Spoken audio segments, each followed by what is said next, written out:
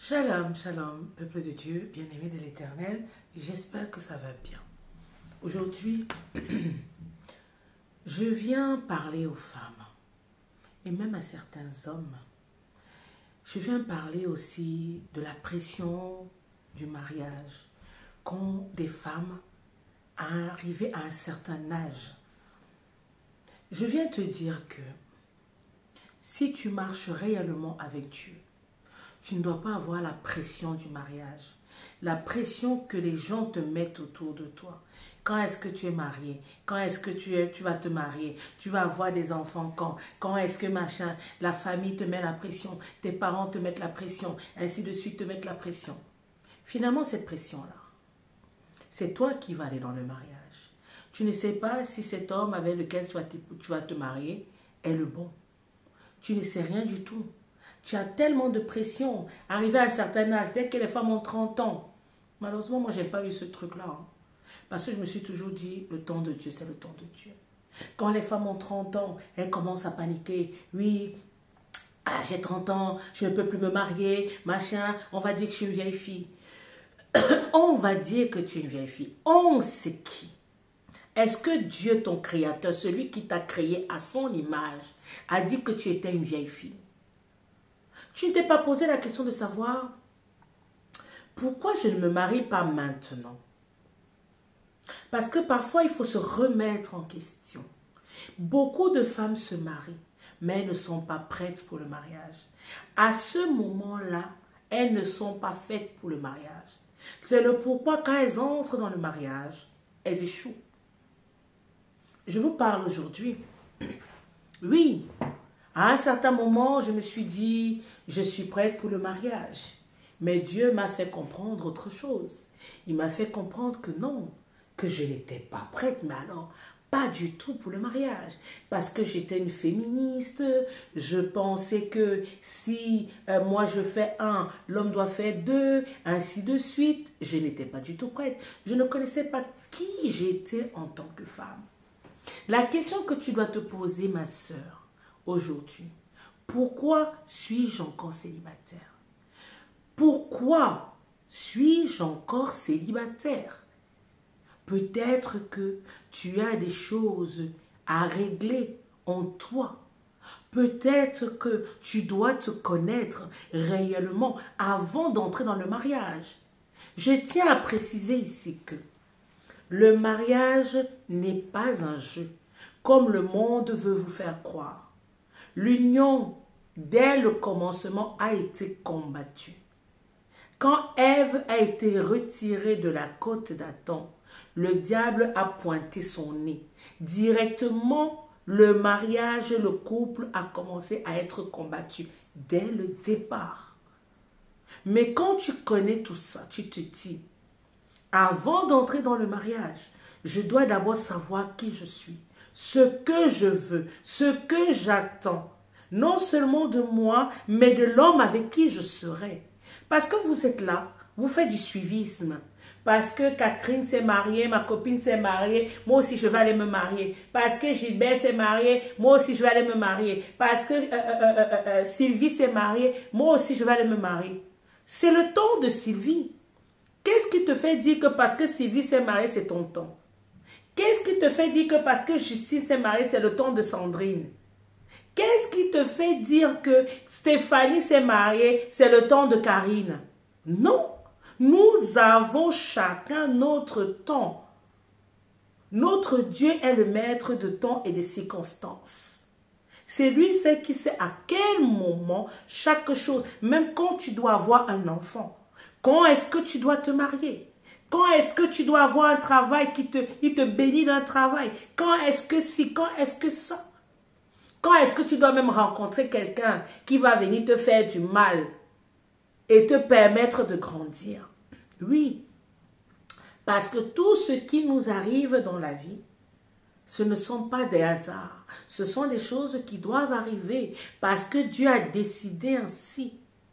Il veut se glorifier à travers une douleur, à travers un malheur, à travers une tristesse. Ma sœur, je viens vraiment te parler ici aujourd'hui. Nous sommes encore en début d'année. pour te faire comprendre que ce n'est pas parce que les gens parlent autour du toit de mariage. Mariage ici. La majorité des femmes, quand vous les voyez dans les églises, elles vont pour chercher le mariage. Oh, papa prie pour moi, maman prie pour moi pour le mariage. C'est quoi le projet? Demandez plutôt de prier pour vous afin qu'il puisse vous restaurer, afin que tu puisses avoir confiance en toi. Parce que la majorité d'entre vous là, vous n'avez pas confiance en vous. Mais vous êtes les premiers à aller courir pour aller dans le mariage. Tu ne sais même pas qui tu es. Tu cours pour aller dans le mariage. Tu ne sais pas quel est ton objectif, ta mission dans le mariage. Tu cours seulement pour aller dans le mariage. La femme est quelqu'un d'extrêmement importante. Vous savez, il y a un adage qui dit, derrière un grand homme se cache une grande femme. Pourquoi? Parce que Adam a été créé avant Ève. Adam est devant. Ève a été retirée de la côte. Sa place est interne. Donc la femme, qu'est-ce qu'elle fait? La femme, quand elle sait ce qu'elle est, ce n'est pas la connerie, la stupidité de la féminisme, des féminismes ou je ne sais pas quoi, qu'on veut vous mettre dans la tête pour vous détourner concrètement de votre objectif primaire, première. La femme est là pour retrouver l'endroit où on l'a retiré. L'endroit où tu as été retiré, c'est cet endroit-là que tu dois retrouver afin de reprendre ta place et commencer à mettre en exergue le potentiel que Dieu a mis en toi. La parole de Dieu aussi le dit, un homme qui trouve une femme sage a trouvé une bénédiction, mais un homme qui trouve une femme insensée, c'est une malédiction, c'est une plaie.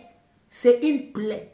La question que tu dois te poser aujourd'hui, suis-je une femme selon le cœur de Dieu ou suis-je une femme du monde?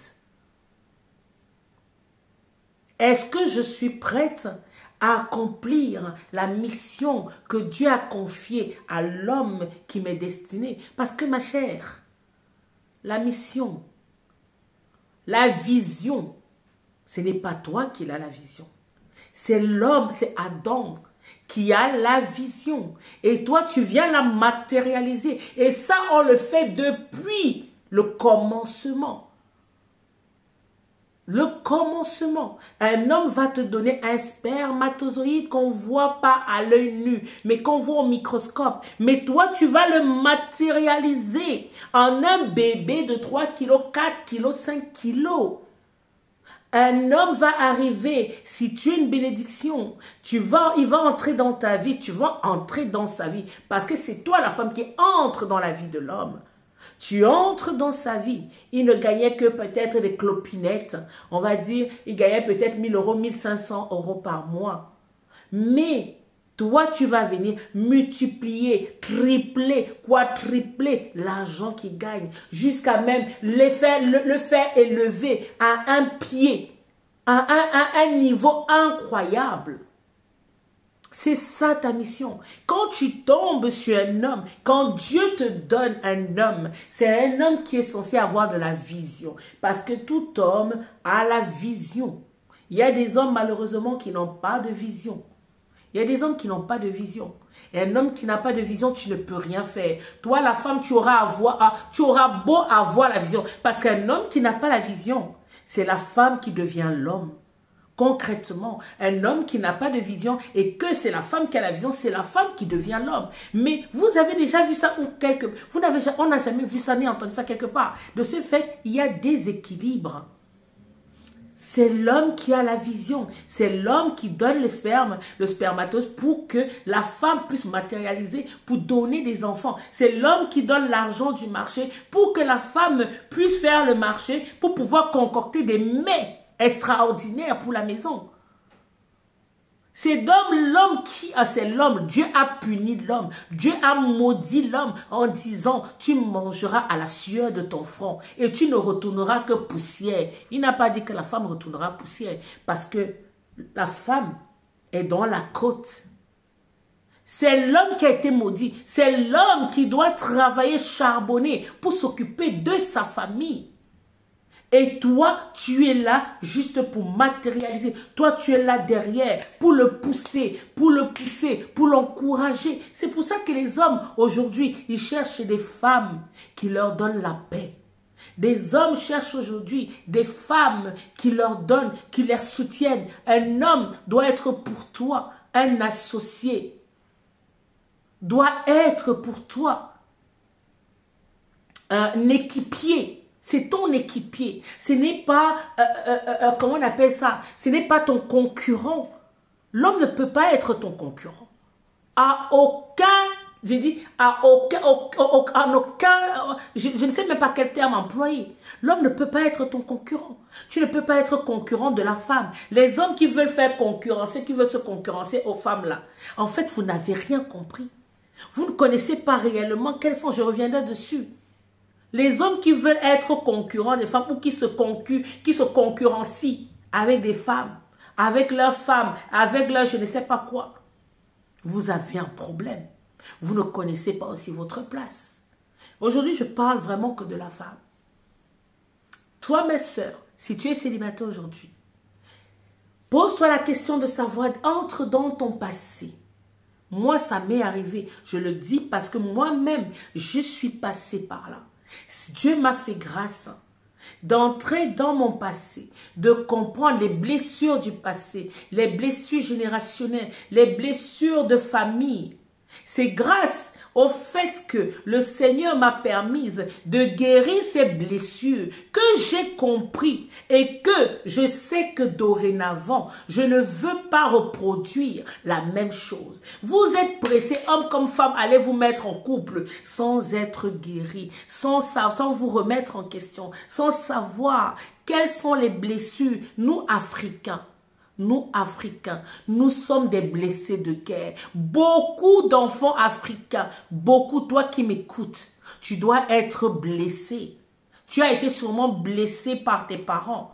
Tes parents t'ont montré que tu ne valais rien. On t'insultait de bête ou on te traitait d'idiot, que tu ne peux rien faire. On t'a malmené, on t'a maltraité. Mais c'est toi qui te lèves aujourd'hui pour aller te marier. Tu ne sais même pas qui tu es. Tu n'as même pas confiance en toi. Un homme qui n'a pas confiance en lui est un danger. Une femme qui n'a pas confiance en elle est un danger pour elle-même. La différence c'est qu'un homme qui n'a pas confiance en lui, lui c'est un danger pour tous les gens qui l'entourent. Et la femme qui va prendre sera un martyr, sera martyrisée. Mais à contrario, une femme qui n'a pas confiance en elle, est un danger pour elle-même parce qu'elle entre, elle ne s'aime pas, elle cherche de l'amour, c'est quelqu'un qui cherche de l'affection. Il y en a beaucoup d'entre vous, moi je faisais partie de ces gens qui cherchaient de l'amour, qui cherchent de l'amour à travers les hommes, qui cherchent de l'amour à travers les gens. Mais j'ai compris une chose, le Seigneur m'a fait comprendre une chose. Je ne peux pas chercher l'amour à travers les hommes avec grand âge. Le seul qui peut me donner le véritable amour, le seul qui peut te donner le véritable amour, le seul qui peut t'apporter la paix, le seul qui peut te restaurer, c'est papa. C'est le seul qui puisse te restaurer. À défaut de ça, tu vas courir d'homme à homme. Aujourd'hui, je me suis mariée avec Antoine. Ça ne va pas. Oh, Antoine ne m'aime pas. Il ne m'aime pas. Il me fait ci. Lui aussi, il n'a pas confiance en lui. Il croit que c'est un goujat. C'est un peu manipulateur. Comme il est tombé. Parce qu'il faut savoir qu'un homme qui n'a pas confiance, qui a vécu des choses dans son passé, est un manipulateur. Il tombe, il repère toujours quelqu'un qui est comme lui et qui peut venir écraser. Et c'est ça la manipulation. Un manipulateur, c'est quelqu'un qui est psychologiquement malade, qui va trouver une autre malade parce qu'ils se sont au-dessus de cette malade et écraser cette malade. Concrètement, c'est ça. Il ne faut pas se leurrer. Donc, mettez vos vies en ordre. Cherchez à vous remettre en question, à savoir qui vous êtes réellement, où vous voulez aller, ce que vous voulez dans vos vies. Avec l'aide du Seigneur, tout seul vous ne pouvez pas, toute seule tu ne peux pas, toute seule tu ne pourras aller nulle part. C'est le Seigneur qui pourra t'aider à t'élever. Seul le Seigneur pourra t'aider à te lever. C'est très important. C'est un primordial de nos jours surtout, le monde dans lequel nous vivons. C'est important de savoir, femme, qui tu es, pour éviter les souffrances, pour éviter les manipulations. Un homme ne peut pas manipuler une femme qui a confiance en elle. Un homme ne peut pas venir, ne peut pas s'approcher d'une femme qui a confiance en elle. Parce que la femme qui a confiance en elle et qui sait qui elle est, quand elle va le voir arriver, elle saura que celui-ci, il n'est pas bon. Et la confiance, l'amour, la paix, la restauration, c'est Jésus. C'est Jésus ton chemin. C'est Jésus qui peut t'amener à guérir de tes blessures du passé. C'est Jésus qui peut t'amener à qui peut te donner cette paix que tu cherches depuis tant. C'est Jésus et Jésus seul qui peut te donner tout cela. Cet amour que tu cherches de Pierre, Paul, Jacques, et ainsi de suite. C'est Jésus qui peut te donner cet amour. Aucun être humain fait de chair ne peut pas te donner. Une fois que tu auras retrouvé qui tu es, compris qui tu es, retrouver ce que tu veux, quels sont tes principes, quelles sont tes valeurs, ce que tu peux accepter, ce que tu ne peux pas accepter. À ce moment-là, avec l'aide du Seigneur, quand il saura que tu es prête, il pourra mettre cet homme qui t'est destiné sur ta route.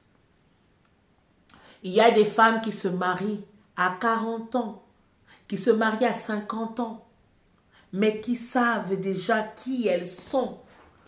Il y a des femmes qui ont été mariées jeunes, mais qui se sont séparées.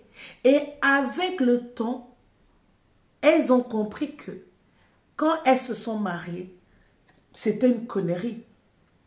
Elles n'étaient pas prêtes pour le mariage.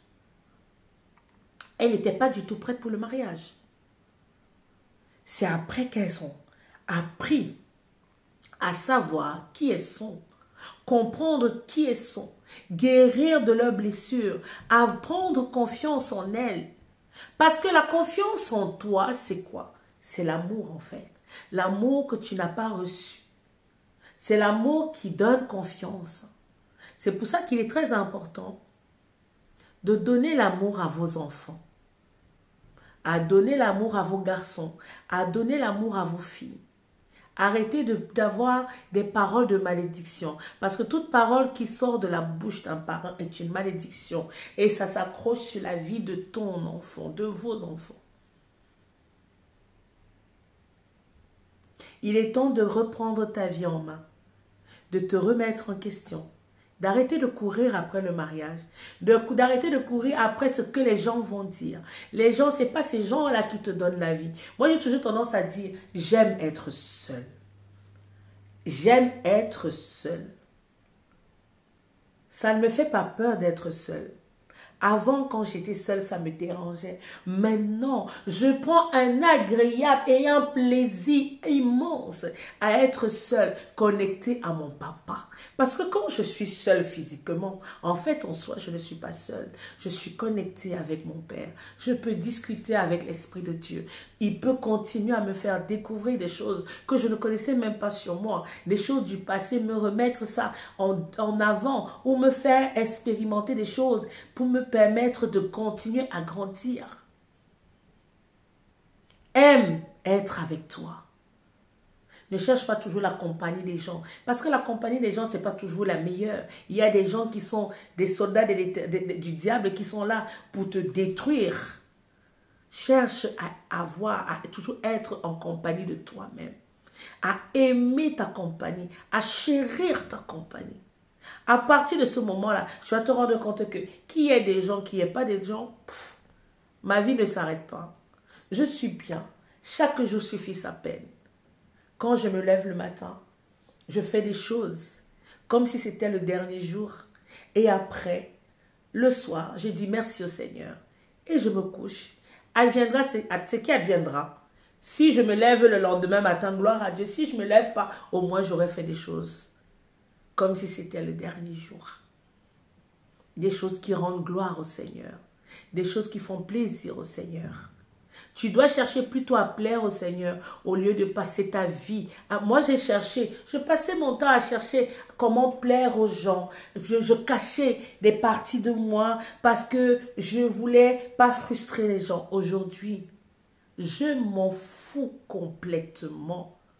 Du moment où j'aime mon prochain comme moi-même, du moment où je fais tout pour ne pas faire du mal à mon prochain parce que je ne veux pas qu'on m'en fasse. C'est le plus important. Mais ce que vous pensez, ce que vous dites de moi, ça n'a pas d'importance. Je dis, ça me passe là-dessus. Parce que que vous venez me le dire, la majorité ne vont pas me le dire en face. La majorité me parle dans mon dos. Mais quand vous parlez dans mon dos, là on dit, quand vous parlez dans mon dos, votre place est dans mon dos. Et quand vous venez vous mettre devant moi, si le Seigneur ne me dit pas que ça là, c'est bon, je ne prends pas en considération. Je fais ce que le Seigneur. C'est le Seigneur qui me façonne. Et c'est le Seigneur qui doit te façonner. Pas ce que on dit, les gens. Ce n'est pas les gens qui te donnent le souffle de vie. Ce n'est pas les gens qui te nourrissent. Ce n'est pas les gens qui te soignent. Ce n'est pas les gens qui te permettent d'être debout là où tu es aujourd'hui. C'est par la grâce de Dieu que tu es là aujourd'hui. Donc ma sœur, pour finir, lève-toi, avance, arrête de subir. Arrête de subir. Maintenant, vis. Vis la vie que le Seigneur veut que tu vives. Et pour vivre la vie que le Seigneur veut que tu vives, il est important de lui demander, Seigneur, conduis-moi, amène-moi là où tu veux que je sois. Et le Seigneur t'amènera là où il veut que tu sois. Voilà. J'espère que ce petit enseignement va t'encourager, va te fortifier. Et surtout, n'hésite pas à toujours te fortifier à travers la parole. Nous avons des femmes telles que Ruth, telles que la reine Esther. Même la mère de Jésus, ce sont des exemples pour nous. Toutes ces femmes-là qui sont dans la parole, va lire, va t'inspirer de ces femmes pour être une femme selon le cœur de Dieu.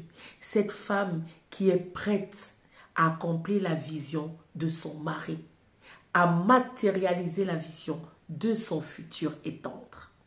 Sois abondamment béni. On se retrouve très bientôt.